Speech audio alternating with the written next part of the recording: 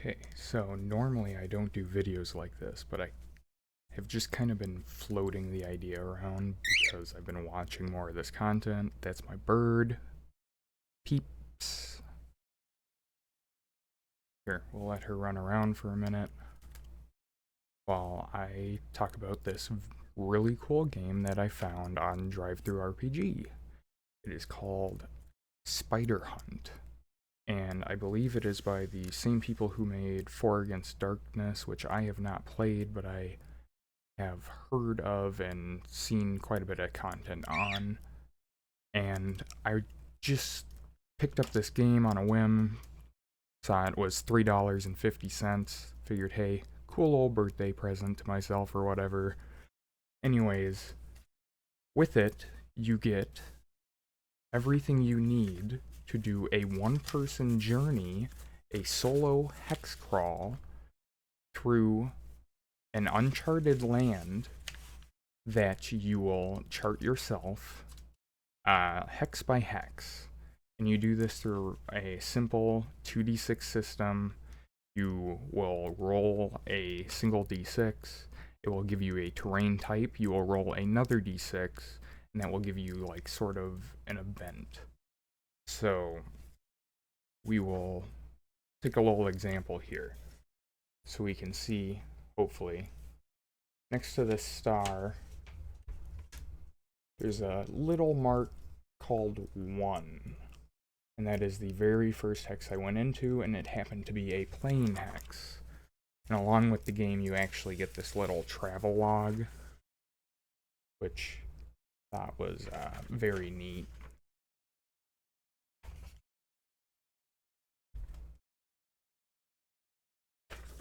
Because I normally do this sort of stuff anyways. This is actually my RPG, like tabletop gaming folder, so in here I do have some other stuff. Here's this from my last campaign, or not campaign, one-shot we did. Just notes. I take a lot of notes during my game sessions. So seeing that there was a travel log included, not necessarily in theme, but still included, that was very nice, especially since it's not a journaling game. So, anyways, back to the actual gameplay. You will go into the hex, and then once you get in there, you will roll again for your event. And in this hex, what happened was I found a burned farm, and I encountered a skeleton. So the encounters are very simple. It's like I said, 2d6 system. You will roll 2d6. If the number added together is less than your number in an ability or score, then you will have passed the check. So, in this game, the enemies don't roll for attacks. You will roll against your dexterity as a defense. And if you fail that, then their attack will go through. So, let's take a look here. You also get this nice little sheet. It shows you all of the spider types that are encountered. Then, of course, you got the big brood mother, which I'm sure you saw the star. That was my brood mother hex. So, the enemies are very simple. They have anywhere from 4 to 25 HP normally, and your weapon's attack will do similarly to theirs, usually 2 to 4.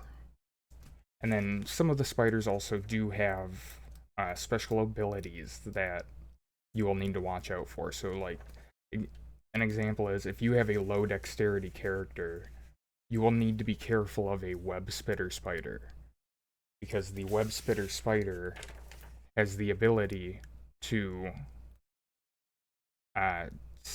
subtract from your dexterity every time one of their attacks passes through, or in other words, you fail a dexterity check, it makes your dexterity worse, subtracting 2 points from it, and this stacks.